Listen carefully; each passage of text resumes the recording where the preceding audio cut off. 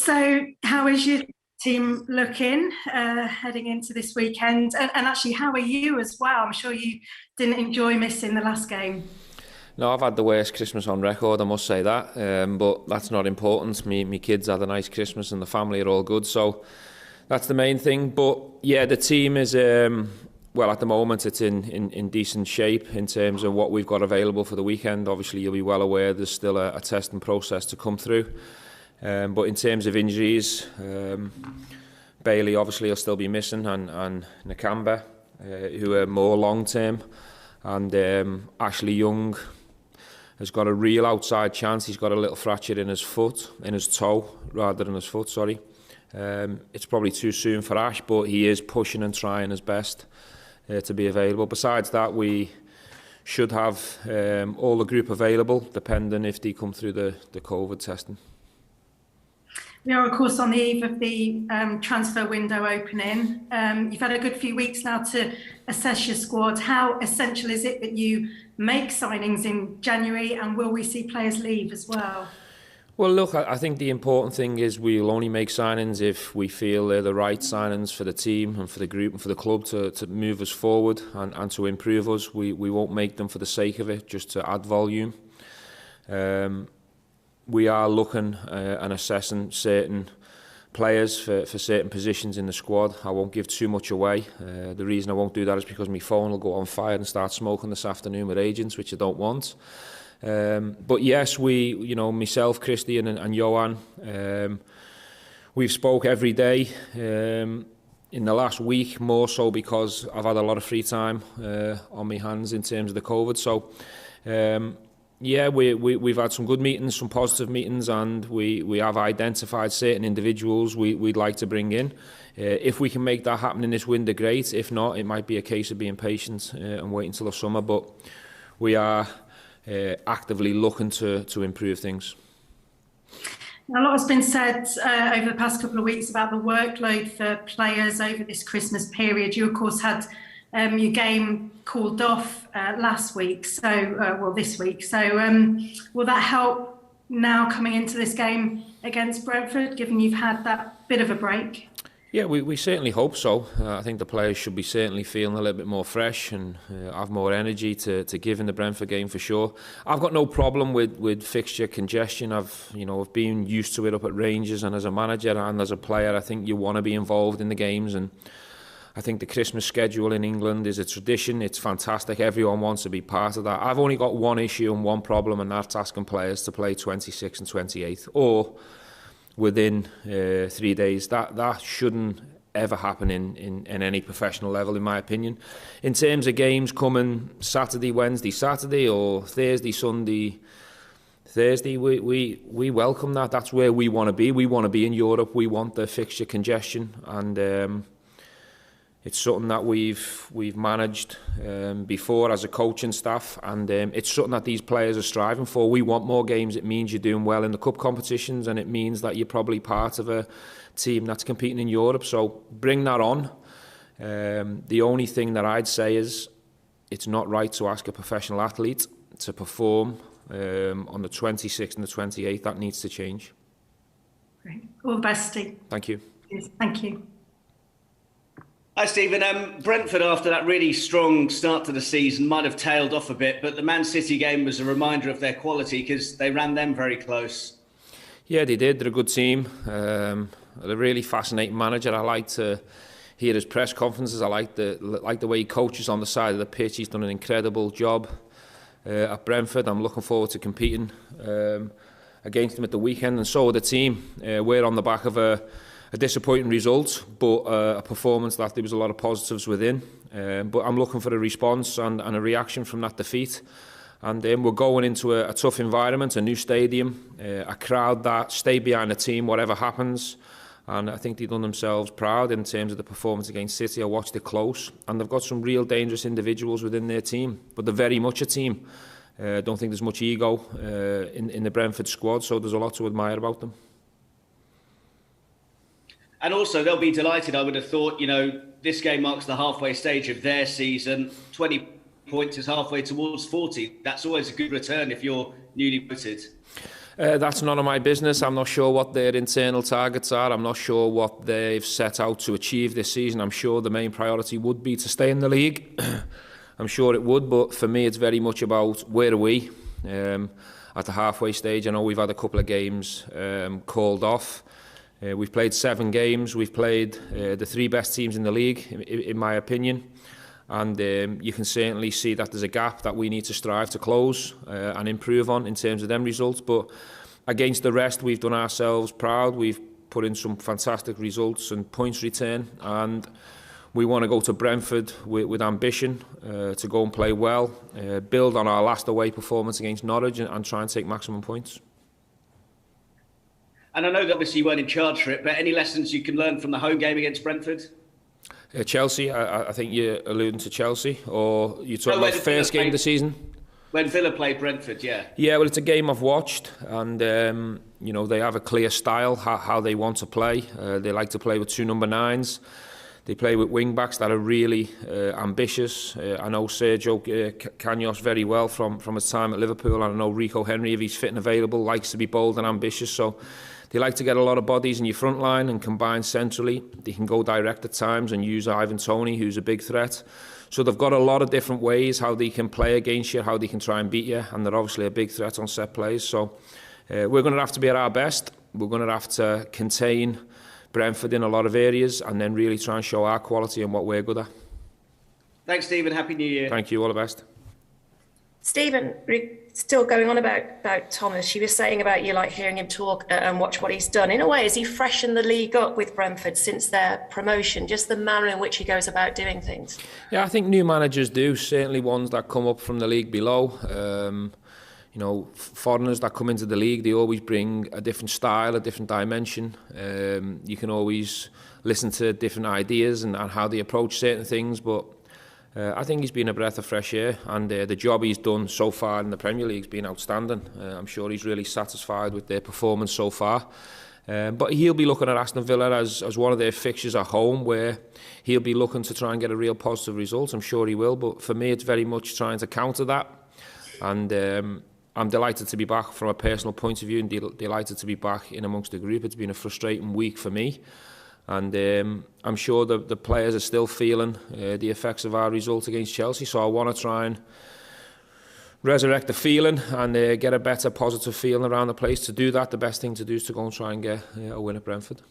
Were you still trying to do the managing process in isolation? I know you've done it before, haven't you, at Rangers, but were you trying to do that again, or did you just give yourself that break and that rest? No, listen, very much so. I'm very much involved in that result and the outcome of that game. That's my responsibility. I was very much in touch with the staff and trying to get messages to the bench in the best possible way. It was me who selected the team and the substitutions within it, so it's very much on my shoulders. You know, yes, I had a chance to rest in terms of being at home and being away from it, but the work never stopped. You know, you're still watching the sessions back. You're still having recruitment meetings. I've absolutely worked my Zoom and my Microsoft Teams this week. And but listen, you know, from my point of view, I always want to be here. I want to be here and on the job itself, so it's nice to be back. Just one more, if I may. Is Tyrone suspended for this one? Yes. Because I was just wondering, going back to when you were presented to the media, you were talking about that he'll remain captain in the short term. I was going to say, during the time you've been here now, how much of miss will he be against Brentford? And has it gone beyond short term now? Has he proved that, you know, he is the person for that job? Well, listen, that's something that we'll come to when the time's right. I'll let you know when I've made that decision. I think whoever's picked to replace Tyrone, whether it be Courtney or Axel, which we'll decide in the coming days, they have to make sure that we don't miss Tyrone. He's a fantastic player. He's led by example so far. Been really impressed with him, not just on the pitch but off it as well.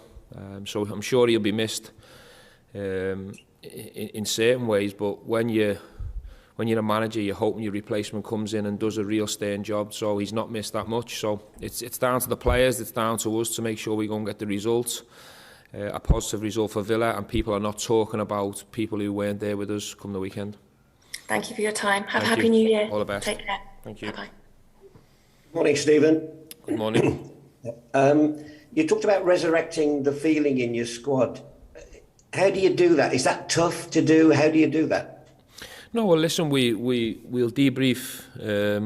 We have debriefed the Chelsea game, and I think the players can see quite clearly where we got it wrong. But they're also well aware of the things that we've done right against that level of opposition. We need to take the positives from that game and try and put them into practice at Brentford. And it's always the same way. After a defeat, you feel it different. So the important thing is to react and respond in the best possible way and get back to winning ways as quick as you can. Thank you. You mentioned new signings. I know you can't give anything away, but you're involved in what's going on. Are you excited by what the club are trying to do? And will the fans be excited? Very much so. I think there's a lot to look forward to. It's important we keep the focus on the games because that's the most important thing, is the players that are in the building are present and preparing them in the best possible way. There'll be a few people around the squad and on the fringes that will go and play football. Keenan Davis at the moment is imminent to go out and play some football, which he needs from a personal point of view. I need to respect that. So there'll be a few going the other way. But in terms of the areas of the team and the squad, we've identified where we need some support and help, and the targets that we're trying to bring in. If we manage to execute them targets in this window, I think the fans can be excited, yeah, for sure.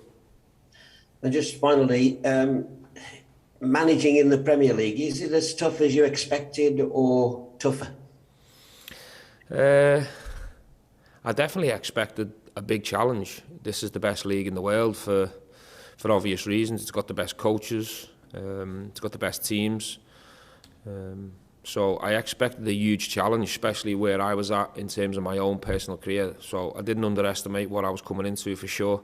But I actually think it's been even harder because every point available is a big challenge to collect. And, as a player, that's slightly different, being a team really high up in the league who's expected to challenge for all the big prizes, to come into a team who are on the back of 5 defeats, who are recently being promoted in terms of the last 18 months. The challenge is even bigger, so the points are even more difficult to come by. So that's exciting. That's a big challenge for me and us as a team. And we need to keep continuing to try and improve all the little small things we can, and that's what we're in control of, and keep moving this club forward. But in terms of being excited and looking forward to what's ahead, I can't wait for it. Listen, good luck at Brentford and a happy new year to you. All the best. Hello, Stephen. Hello. Good morning. Nice to see you. Nice to see you. We know you've got some these good young players you were just talking about there, and maybe going out on loan. How do you balance the value between them going out and playing some first-team football, maybe at a league or two below, and the value of keeping them around your squad where you can keep them close to what your first team are doing? Is there a balance to find there? There is a balance. There's also a respect. I think you have to listen to the players in terms of what they want. You also got to tell them what you want, what you think of them in terms of, thinking about the big picture, where they're at, what they need in the short term, what they need in the medium and the long term. I think the important thing is we need to make the right decisions for them. So if we do decide that loan is the right decision at this time, it needs to be the right club. They need to go and be around the right coach with the right style, where they're going to develop, where they're going to benefit from going on loan, because I see too many loans where kids are too eager to go out too soon and they don't pick the right club, they don't pick the right manager or the right team, and it's a waste of time in terms of where they want to get to from an Aston Villa point of view. So there's a lot of discussions. We have a good loan department, and we're very much involved in the people that do go out. It's not a case of pushing people out to park a problem up or to satisfy someone's demands. It has to be right for Aston Villa, it has to be right for the player, and it also has to be right for me. Well, I was going to ask you how you select a club to go to for a player, whether it's to do with the coach or the style of play or even where it is. I mean, are these the sort of things you're thinking about? Listen, there's a lot of things to discuss and think about. You have to think who's at the table, first and foremost. Analyse what managers are at the table, what clubs are at the table. I think it's up to the clubs to prove to that player that they are the right people for him to develop and progress in terms of his career, especially if it's a youngster. But it doesn't make any sense to me if a player wants to go out to a manager or a style that is alien to what we're trying to do here. That doesn't make any sense at all. So ideally, the style needs to be quite close. He needs to be playing in a position where we see him in the long term. There's no point to us sending a centre midfielder out who we think can be a centre midfielder for Villa, and some managers playing him left back. So there's a lot of things to discuss and analyse before you make them final decisions. And with all due respect, a lot of loans go wrong for different reasons. We want our loans to go right. We want them to be positive. We want them to go and enjoy the experience, get game time, which is the most important thing, and then come back a better player and a better individual. Yeah, that's really interesting. And are any of those potential loans that you might do dependent on you bringing players in to make sure you've got enough in your squad? Because obviously some of these kids who might go on loan are in your squad of 20 on a fairly regular basis. Yeah, well, look, there's a couple of things to think about here when you're in my shoes. Is the COVID situation can change at any given moment. We'll always look after Aston Villa first and foremost. The players are paid by Aston Villa, so we won't be selfish, but we'll certainly think about ourselves first and we'll protect ourselves first. And once I'm happy with the amount of numbers and the quality that I've got for the games from now till the end of the season, then we'll start thinking about putting people in different places. But there'll be one or two that are crying out for loans. One I mentioned earlier, Keenan Davis, for where he's at, the age he's at, and the amount of games he's played isn't enough. So it makes sense that he goes and plays regular football. I think that'll be good for him. I think it'll be good for us. So that one's a no-brainer in terms of a loan option. Right, lovely. Thanks very much, Stephen. All the best to you. Cheers. Thanks. Nick, on you go, please. From PA. Morning, Stephen. Good to see morning. you feeling better. Yeah. Just a couple of ones from me. You used 5 substitutes in Europe, of course, with Rangers, and I think you were very keen for that to become the norm domestically in Scotland. There's a lot of debate about it, obviously, of course, at the minute. I just wondered sort of where you sit at the minute with the 5 substitutes and possibly wanting them to come back into the Premier League. Yeah, I very much firmly sit in the 5 substitute situation. For me, it makes sense. Protects players. As a manager, you want to satisfy as many players in your squad as you can. It gives you more options, more selections, helps with your preparation and your planning. I think it makes sense. No, thank you. You mentioned Axel earlier. He's not featured an awful lot under you just yet. Obviously got the chance for Sunday with Tyrone out. He's been linked with Napoli this week. I just wanted to sort of get your thoughts on kind of his sort of long to short term future with Villa, basically this season. Really, what sort of do you want to keep him? What's the situation? Your thoughts? He's a player we like very much, and we'd like him to stay till the end of the season at least. Obviously, Axel's his own man and will want to make his own decisions. He's obviously owned by Manchester United, which we all need to respect. I hope that he wants to be part of this. Yes, he hasn't had much game time, but we've tried to involve him on certain occasions. He is an injury or a suspension away from getting more minutes and more game time. So I'm confident and I believe that we can satisfy his needs and Manchester United's demands in terms of game time in the short, medium term, if that's what we're calling till the end of the season. But in terms of what he's gave on a daily basis, his leadership, his training levels being really strong, he's certainly pushing to play. I decided in the first game to go with Tyrone, who captained the team, and Ezra for the first game, and they performed ever so well. We got a clean sheet against Brighton, and I think outside of a couple of moments, that partnership's been reasonably strong. So competition for places at centre-back's very, very tough here. Also, it's a position that not many managers make changes within games if there's no need to.